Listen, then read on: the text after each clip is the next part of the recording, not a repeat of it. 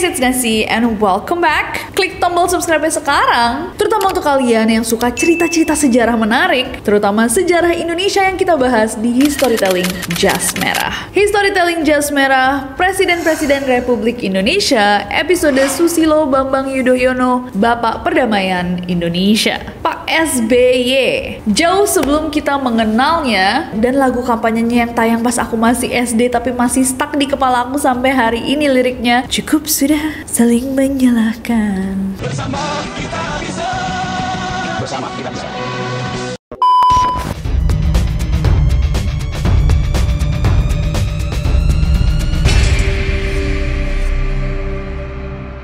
Pak SBY, seorang anak laki-laki terlahir dengan nama Susilo Bambang Yudhoyono di Pacitan, Jawa Timur pada 9 September tahun 1949 kepada pasangan R. Sukojo dan Siti Habibah. Ayahnya adalah seorang pensiunan Letnan 1, sementara ibunya adalah putri dari pendiri pondok pesantren Tremas di Pacitan. Kalau misalkan berdasarkan website resmi Kementerian Koordinator Politik dan Keamanan guys, disebutkan bahwa anak tersebut memiliki garis darah biru karena merupakan darah keturunan Majapahit dan Sultan Hamengkubuwono II. Bahkan di silsilah lengkapnya juga garis keturunan dari Sultan Pakubuwono. Wow, tapi di masa kecilnya beliau secara simple dikenal dengan nama Susilo atau untuk orang tuanya Sus. Saat kecil Sus ini bersekolah di sekolah rakyat Gajah Mada dan saat SD dia hidup bersama pamannya yang bernama Sasto Suyitno, seorang lurah desa Ploso di Pacitan. Dan maka itu dari kecil aja prestasinya di sekolah tuh cukup baik. Nah pas Susilo kelas 5 SD, dia berkunjung ke sebuah sekolah akademi militer yang ada di Magelang. Nah pas dia datang itu guys, dia ngeliat banyak banget taruna yang gagah, berjalan dan berbaris tegap. Dari hari itu dia jatuh hati. Dia memantapkan hatinya bahwa suatu hari nanti dia ingin menjadi seorang prajurit. Dan mimpinya ini benar-benar hidup di dalam dia guys. Kepikiran terus sejak dia datang ke sekolah Akmil itu. Sampai suatu kali Sus pernah ke Jogja. Dia beli pedang karena dalam bayangannya tentara itu membawa pedang dan senjata. Tapi mimpinya untuk menjadi seorang prajurit itu bukan menjadi satu-satu titik fokusnya dia guys. Ketika menginjak masa remaja, Susilo itu mulai tertarik dan menunjukkan bakatnya di bidang seni. Dia suka nulis cerpen, menjadi pemain teater, menjadi pemain band, dan suka banget melukis. Tapi tetap aja guys, mimpinya adalah untuk menjadi seorang tentara. Ketika lulus SMA di tahun 1968, Susilo mau melanjutkan mimpi itu, tapi dia sayangnya telat daftar ke Akabri. Dan akhirnya pada tahun 1969, setahun kemudian, dia memutuskan untuk berkuliah dulu di Institut 10 November, Surabaya, jurusan teknik mesin. Nah di ITS dia sempat mengikuti orientasi mahasiswa baru, tapi setelah dia coba guys untuk berkuliah, dia ternyata nggak cocok dan memutuskan untuk keluar. Kemudian dia melanjutkan studinya di pendidikan guru sekolah lanjutan pertama di Malang, Jawa Timur.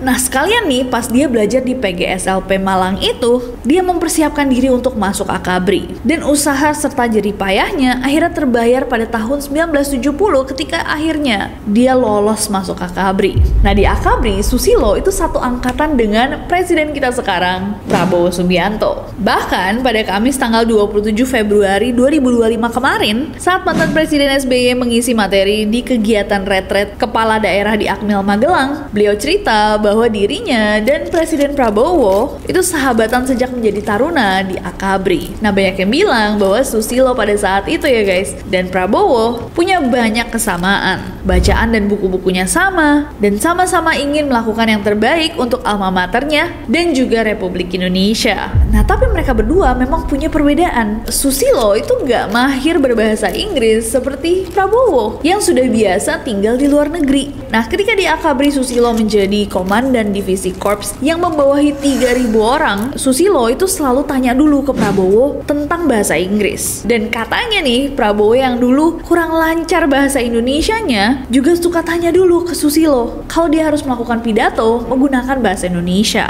Nah meskipun Susilo dan juga Prabowo Prabowo berteman dekat, mereka juga saling berkompetisi guys, seperti yang kita bahas di Storytelling Jas Merah episodenya Prabowo Subianto. Mereka berdua bersaing secara positif karena dua-duanya sama-sama pengen sukses. Nah, semasa pendidikan, Susilo itu mendapatkan julukan jerapah guys. Kenapa jerapah? Bukan karena dia tinggi, tapi prestasinya yang dianggap sangat menonjol dibandingkan taruna lainnya. Saking menonjolnya, setelah 4 tahun belajar di Akabri, Susilo berhasil meraih predikat lulusan terbaik Akabri tahun 1973 dan menerima penghargaan Lencana Adi Makasaya. Dan itu kan udah hampir-hampir dia lulus dari Akabri guys. Dan beberapa saat nih sebelum dia lulus, di sebuah acara peresmian Barak Taruna di Magelang, Susilo pertama kalinya bertemu dengan seorang perempuan bernama Kristiani Herawati atau Ani. Perempuan ini benar-benar menarik hatinya. Dia datang karena pada saat itu dia menemani ayahnya. Ayahnya adalah Jenderal Purnawirawan Sarwo Edi Wibowo, Gubernur Akabri atau jatuhnya seperti rektor universitas pada saat itu. Dan karena pertemuannya pada saat itu, Susilo tuh nggak bisa stop mikirin Ani. Dan sejak pertemuan pertama itu, dia mulai mencari-cari kesempatan untuk mendatangi rumah sang Gubernur Akabri, rumah sang rektor. Dan ternyata perasaan itu nggak cuman muncul di Susilo. Ani pun merasa yang sama. Mereka pun mulai berkirim surat. Perasaan berbunga, cinta merekah, sampai akhirnya tepat setelah lulus dari Akabri, Susilo sebagai lulusan terbaik anak emas dan Ani, anak Gubernur Akabri, resmi bertunangan. Setelah menerima lamarannya Susilo, Ani itu memutuskan untuk meninggalkan kuliahnya guys pada saat itu di Universitas Kristen Indonesia, jurusan kedokteran yang sudah dia jalani selama 3 tahun. Tapi alasannya bukan karena lamarannya Susilo, tapi karena memang pada saat itu pun dia tuh harus ikut sang ayah yang bertugas jadi duta besar Indonesia di Korea Selatan. Jadi mau gak mau dia harus keluar dari pendidikan kedokterannya dan LDR pula dengan sang pujaan hati. Dan di 1974 itu ketika ditinggal sama Ani, Susilo mulai berpikir untuk memulai karir militernya. Dari tahun 1974 sampai 1976, dia mulai menjabat menjadi komandan peleton 3 di Kompi Senapan A,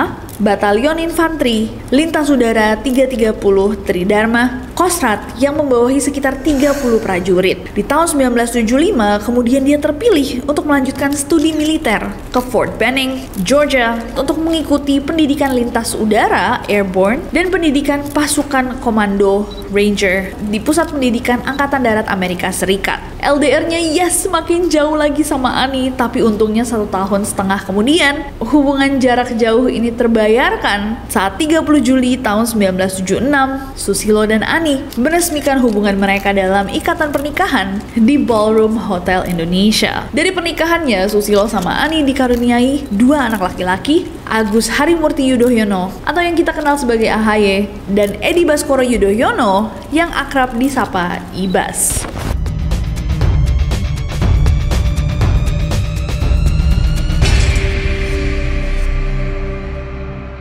Balik lagi ke perjuangan karir militernya Susilo. Di tahun 1976, Susilo berpangkat letnan pada saat itu guys. Bertugas sebagai komandan peleton 2 Kompi A Batalion Linud 305 Tengkorak. Salah satu tugasnya adalah untuk memimpin peletonnya dalam operasi Seroja di Timur Timur. Di sana Susilo terlibat pertempuran dengan gerilyawan Valintil, Angkatan Bersenjata Pembebasan Nasional Timor Leste. Tapi ada pengalaman unik guys. Di tengah sengitnya pertempuran tersebut, Susilo malah berhasil menyelamatkan seorang pemimpin Valintil yang tertembak oleh anak buahnya Susilo. Sang pimpinan adalah pria bernama Julio Sarmento, bahkan diterbangkan ke RSAD Gatot Subroto. Ini sebenarnya menunjukkan banget guys pribadinya Susilo, dimana saat dia memimpin, tujuannya adalah bukan untuk hanya menyakiti dan melumpuhkan lawan, tapi berjuang menuju kesepakatan. Sepulangnya dari Timur Timur pada tahun 1977, Susilo itu menjadi komandan peleton Mortir 81 Yonif Linun 330 Kostrat. Dan di tahun 1977 sampai 1978, pada saat dia bertugas di Mabes TNI Angkatan Darat, di tengah tugasnya tiba-tiba dia dapat kesempatan lagi untuk belajar lagi di Amerika Serikat. Akhirnya dari 1982 sampai 1983, ia mengikuti Infantry Officer Advances Course di Fort Benning, Georgia, dan di 1983 Susilo praktek kerja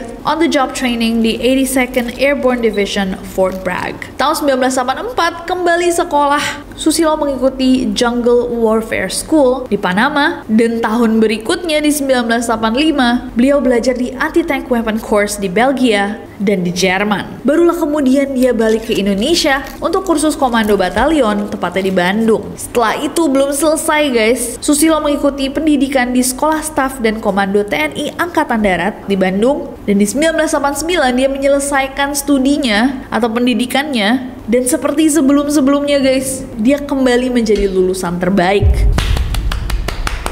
Setelah lulus, beliau mencoba untuk menjadi dosen di Sesquad dari tahun 1989 sampai 1992, merasa masih harus mengolah dan menimba ilmu. Di tahun 1990 sampai 1991, beliau mengambil pendidikan pascasarjana Master of Art Degree Management di Webster University, Amerika Serikat.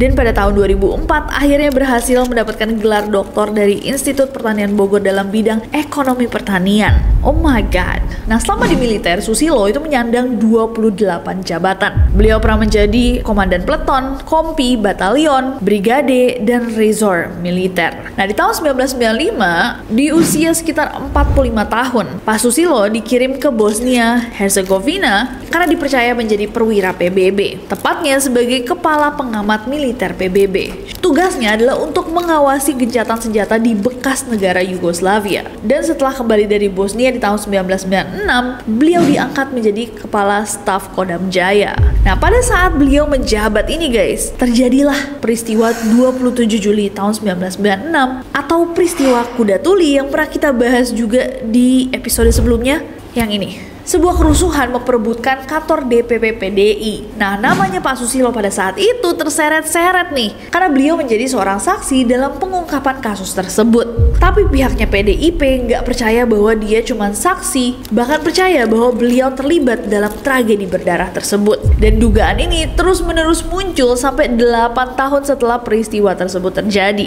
Nah, dalam catatan Tempo, setidaknya ada 3 keterangan nih yang menjadi dugaan bahwa Pak Susilo pada saat itu benar-benar terlibat. Yang pertama, ada kesaksian pertama dari Ketua Tim Pembela Demokrasi Indonesia yang mengatakan bahwa beliau pernah berbicara dengan Sutioso, bekas Panglima Kodam Jaya pada saat itu, yang bilang bahwa sebelum dia jadi Gubernur DKI untuk kedua kalinya, mengatakan secara terang-terangan bahwa Susilo Bambang Yudhoyono pasti terlibat dalam tragedi berdarah ini. Walaupun begitu ditanyakan, Pak Sutioso membantah dan bilang bahwa dia bahkan gak pernah ketemu sama Ketua Tim Pembela Demokrasi tadi. Kesaksian kedua, Tempo mendapatkan sebuah laporan akhir dari Komnas HAM yang basically mengatakan bahwa ada sebuah pertemuan di Kodam Jaya pada hari itu yang dipimpin oleh Kepala Staf Komando Daerah Militer Jaya Brigadir Jenderal Susilo Bambang Yudhoyono, yang mana di rapat tersebut Susilo Bambang Yudhoyono memutuskan penyerbuan atau pengambil alihan kantor DPP PDI oleh Kodam Jaya. Yang ketiga, Kepala Staf Umum ABRI pada saat itu Letjen Purnawirawan Suyono mengatakan bahwa memang Susilo Bambang Yudhoyono pada saat itu ada di lokasi kejadian, tapi hanya sebatas untuk memudahkan komunikasi dengan Sutioso. Dan Susilo Bambang Yudhoyono hanya melaksanakan keputusan dari perintah Panglima Sutioso. Nah, meskipun pada saat itu guys, rumor ini tuh besar banget ya guys. Dugaan keterlibatan Susilo Bambang Yudhoyono dalam aksi berdarah itu sangat-sangat besar. Tapi sampai hari ini, sampai detik ini tidak pernah terbukti. Bahkan Pak Susilo sendiri tidak pernah merespon semua tuduhan itu.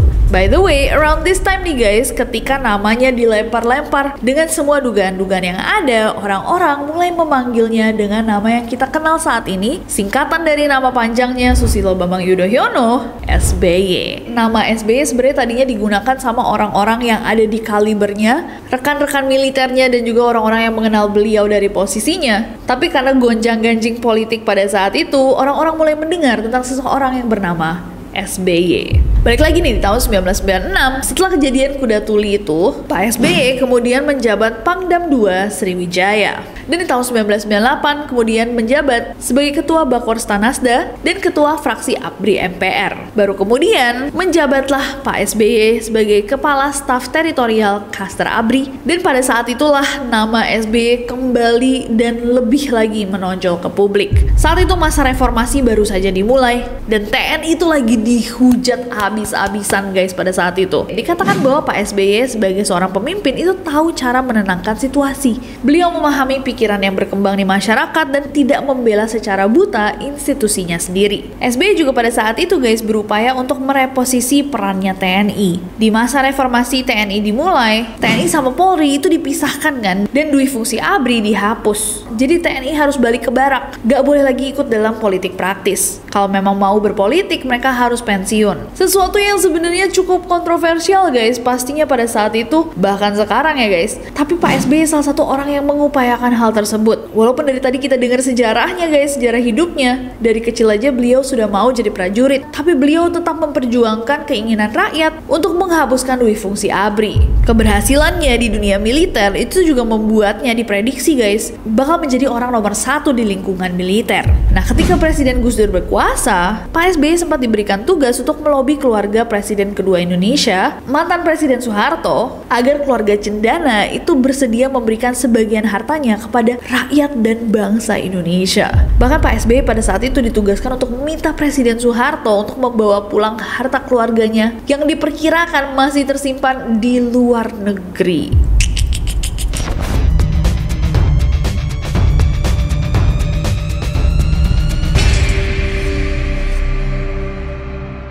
Nah, di Oktober tahun 1999, Presiden Gus Dur meminta Pak SBY untuk menjadi Menteri Pertambangan dan Energi. Dan karena jadi menteri guys, akhirnya antara tahun 2000 atau 2001, Pak SBY yang pada saat itu sudah berpangkat Letnan Jenderal terpaksa harus meninggalkan TNI. Beliau pensiun 5 tahun lebih awal dari dunia militer. Dan ketika pensiun itu, beliau diberikan pangkat Jenderal Kehormatan. 4 bulan kemudian guys, pada 9 Agustus tahun 2001, Pak SBY diminta untuk menjabat sebagai Menteri Koordinator Bidang Politik, Sosial, dan juga Keamanan. Kalau kalian lihat storytelling episode sebelumnya, episodenya Presiden Gus Dur, kalian pasti tahu bahwa di masa kepemimpinannya itulah di mana beliau mengeluarkan dekret presiden yang isinya ingin membubarkan DPR.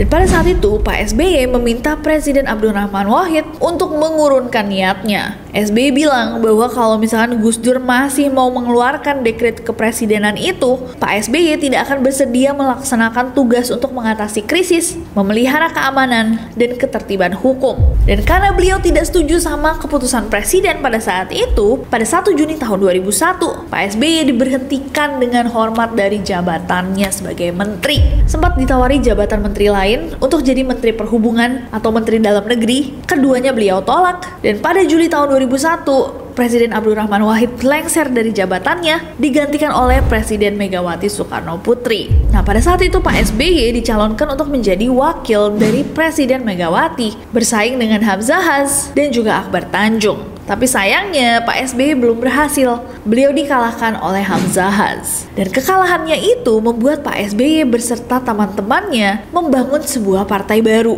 Partai Demokrat. Partai Demokrat itu dibangun pada 9 September tahun 2001 dan dideklarasikan pada 17 Oktober tahun 2002. Tapi saat kepemimpinan Presiden Megawati, Pak SBY tetap dipercaya kembali guys untuk menjadi menteri, tepatnya sebagai Menteri Koordinator Bidang Politik dan Keamanan, Menko Polkam. Dan tugasnya pada saat itu yang paling sulit adalah Pak SBY harus bisa mengembalikan kepercayaan masyarakat Indonesia dan juga dunia bahwa keamanan di Indonesia itu bisa diwujudkan. Karena tentunya kalau misalkan kalian udah nonton storytelling sebelum-sebelumnya, ini adalah masa-masa pasca resesi. Sebelumnya banyak banget investor asing yang udah batal berinvestasi di Indonesia karena merasa bahwa Indonesia tuh nggak aman, politiknya nggak stabil.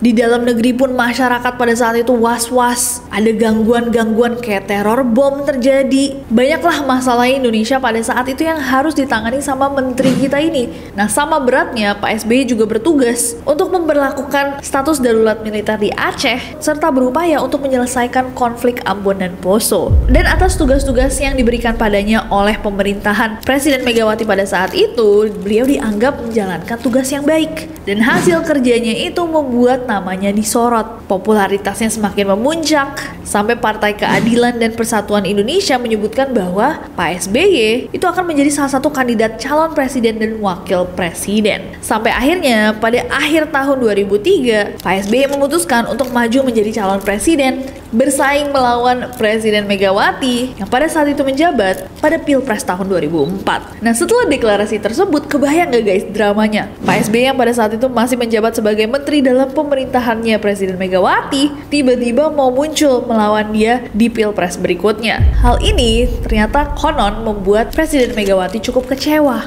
Ditambah lagi nih, Presiden SBY itu sering muncul di sebuah iklan sosialisasi pemilu di TV. Masih di iklan-iklan tersebut sebagai Menko Polkam. Sebentar lagi pemilu. Jangan-jangan malah rusuh. Keadaan sekarang tuh sudah lebih baik. Biar kita beda-beda partai. Jangan ribut-ribut. Ribut mulu. Kapan bisa aman dan kerja tenang? Mari kita dengar suara rakyat. Mereka butuh rasa aman agar dapat bekerja tenang. Dengan pemilu yang aman, damai, dan demokratis, masa depan Indonesia akan lebih baik. Mantap. Dan ternyata iklan-iklan ini membawa dampak yang besar. Nama SBY pada saat itu semakin dikenal sama publik, namanya semakin meroket. Tapi ternyata setelah sosoknya semakin dikenal, Pak SBY pada saat itu nggak dilibatkan dalam beberapa kegiatan kabinet yang menyangkut masalah politik dan juga keamanan. Padahal itu mestinya ada dalam job desk-nya dia, tugasnya Pak SBY sebagai Menko Polkam. Akhirnya Pak SBY merasa bahwa dia seakan sedikit dikucilkan sama pihak istana. Wah, tapi waktu itu guys ada drama-drama kecil juga yang terjadi. Kayak misalkan ada satu berita yang masuk ke dalam koran. Jadi Pak SBY sempat ditanya, terus beliau bilang bahwa beliau merasa dikucilkan sama pihak istana karena nggak diajak sebuah meeting yang sebenarnya penting dalam posisinya. Kemudian pihak istana bilang bahwa enggak kok, dia nggak diajak meeting karena dia lagi ke Beijing. Kemudian Bapak Negara kita pada saat itu Taufik Kimas, suami Presiden Megawati, memberikan tanggapan. Mestinya dia datang ke Ibu Presiden, tanya kok nggak diajak rapat, bukannya ngomong ke koran seperti anak kecil. Masa Jenderal Bintang 4 takut ngomong ke Presiden? Akhirnya 9 Maret 2004, Pak SBY ngirim surat ke Presiden Megawati menanyakan apakah posisi dan wewenangnya sebagai Menko Polkam itu sudah diambil alih, meminta waktu juga untuk bertemu. Tapi Presiden Megawati tidak menjawab surat tersebut. Merasa bahwa suratnya tidak ditanggapi, 11 Maret tahun 2004, Pak SBY mengirimkan surat lagi. Kali ini isinya adalah pengunduran diri dari jabatannya sebagai Menko Polkam. Situasi atau keadaan politik dan psikologis di tingkat kabinet ini tentu sulit bagi saya untuk bisa mengemban tugas dengan baik. Barangkali menyangkut kepercayaan Ibu kepada saya, hubungan pribadi saya, hubungan kerja saya dengan Ibu Presiden tentunya terganggu dengan situasi seperti ini. Atas dasar itulah rekan-rekan semua, tanpa emosi, ya, dengan pertimbangan dan pemikiran yang mendalam, saya sudah mengirim surat kepada Presiden beberapa saat yang lalu, yang intinya saya mohon izin untuk mengundurkan diri dari Kabinet Gotong Royong. Dan 2 hari setelah mundur dari jabatannya, Pak SBY mulai berkampanye. Hubungan panas antara Pak SBY dan Presiden Megawati pada saat itu semakin kayak...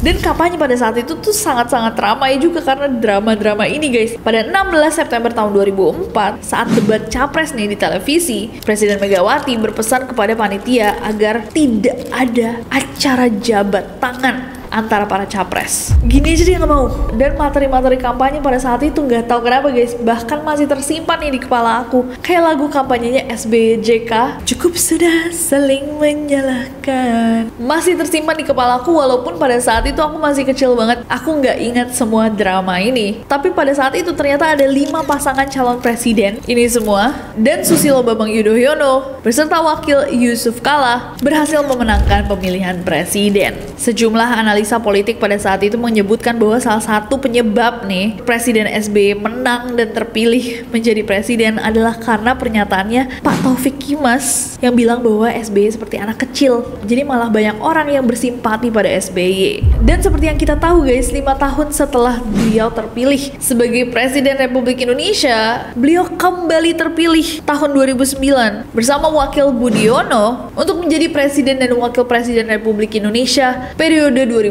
sampai 2014. Jadi total kepemimpinannya adalah 2 periode alias 10 tahun.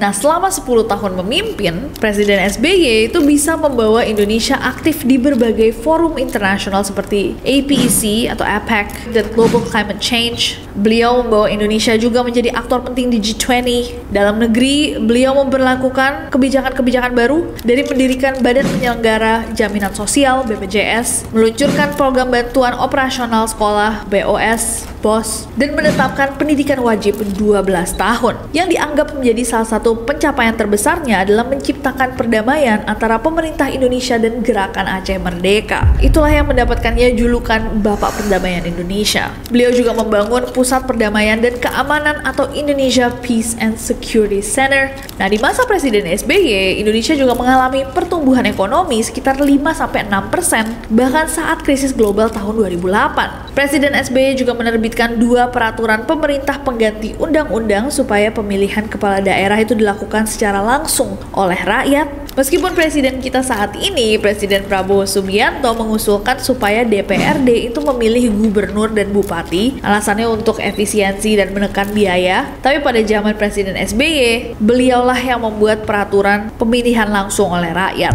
Saat menjabat, beliau juga dinilai memiliki teknik bicara yang baik, sistematis, rapih, terstruktur, bahasanya mudah dimengerti, dan gestur tubuhnya enak dilihat. Tapi pemerintahannya tentu nggak luput dari kontroversi juga. Beberapa kontroversinya adalah mega proyek Hambalang. Awalnya sebuah proyek yang ditujukan untuk pembibitan atlet usia dini dan remaja, tapi tujuannya berubah menjadi pusat pelatihan para atlet untuk lomba. Dan karena tujuannya berubah, anggarannya berubah. Awalnya 125 miliar bengkak jadi 2,5 triliun rupiah. 1 tahun proses pembangunan, pada tahun 2011, KPK mencium adanya praktek korupsi dalam proyek Hambalang tersebut, dan ternyata benar, dan akhirnya proyek Hambalang ini hanya menjadi proyek yang mangkrak. 2,5 triliun deh. Kontroversi kasus Sentry tahun 2008. Jadi tahun 2008 Bank Sentry terancam tutup. Bank Indonesia dan pemerintahan SBY-CK memutuskan untuk menyelamatkan Bank Sentry dengan memberikan dana talangan sebesar 6,7 triliun rupiah. Selain itu, untuk mencegah terjadi krisis seperti tahun 97-98, Bank Indonesia juga memberikan fasilitas pemberian kredit jangka pendek sebesar 689 miliar rupiah. Tapi ternyata dalam pengucuran dana sebesar itu ditemukan juga ada tindak korupsi yang melibatkan Deputi Gubernur Bank Indonesia, Budi Mulya.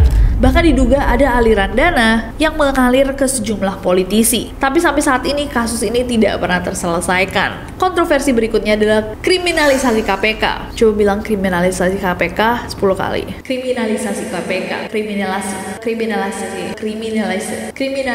Kriminalisasi. Susah ya? Susah loh.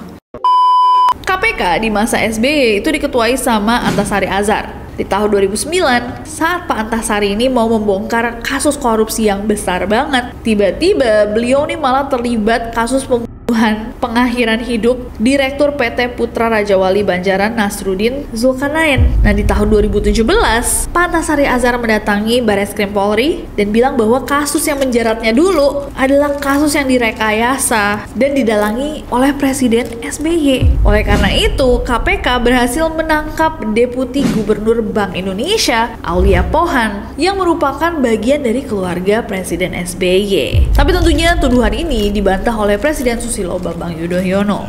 Pelaksanaan tugas sebagai Presiden Republik Indonesia selama 10 tahun ini dalam suka dan duka.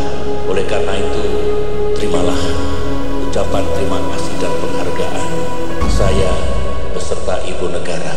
Anyways, Presiden Susilo Bambang Yudhoyono berhasil menyelesaikan masa kepresidenannya selama 2 periode guys, dari tahun 2004 sampai 2014. Dan setelah diberlakukan pemilu 2014, tongkat estafet kepemimpinannya beralih ke Presiden Joko Widodo. Nah, setelah beliau sudah tidak menjabat sebagai presiden, Presiden SBY masih aktif dalam berpolitik. 30 Maret tahun 2013, beliau ditetapkan sebagai Ketua Umum dari Partai Demokrat menggantikan Anas Subandingrup, dan kehidupan personalnya pun terus berjalan bersama keluarga tercinta sampai maut memisahkannya dengan Ibu Ani Yudhoyono pada tanggal 1 Juni tahun 2019. Dan beliau terus menduduki jabatan tinggi di Partai Demokrat, termasuk Ketua Majelis Tinggi periode 2020 sampai 2025 dan jabatan Ketua Umum akhirnya digantikan oleh putra sulungnya Agus Harimurti Yudhoyono. Presiden SBY sempat divonis mengidap kanker prostat sampai akhirnya di akhir tahun 2021 beliau harus menjalani operasi pengangkatan kanker di Amerika Serikat. Tapi setelah dinyatakan sembuh, beliau kembali ke tanah air dan sekarang banyak menghabiskan waktunya dengan melukis, menulis, bahkan menjadi pembina tim voli. Wow.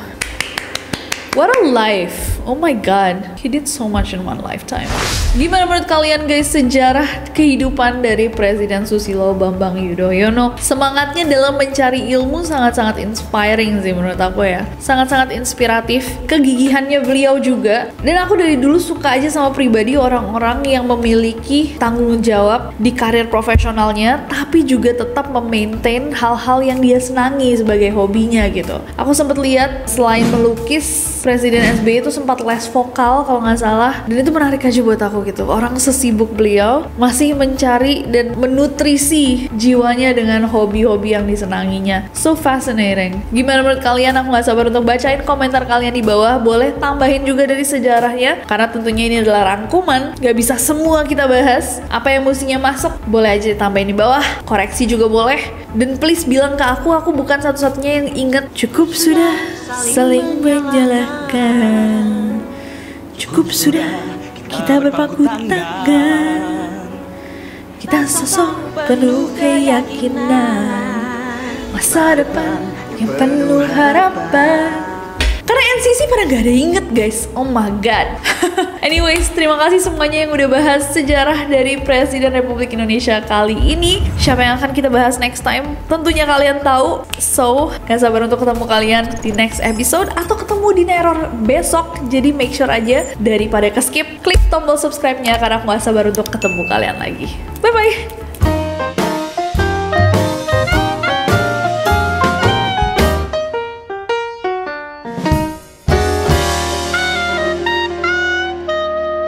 Masih di iklan-iklan tersebut sebagai Menko Polkam. Dan di 1974 itu ketika ditinggal sang cinta merekah anjay Susilo mau melanjutkan mimpi itu, tapi sayangnya dia telat kak.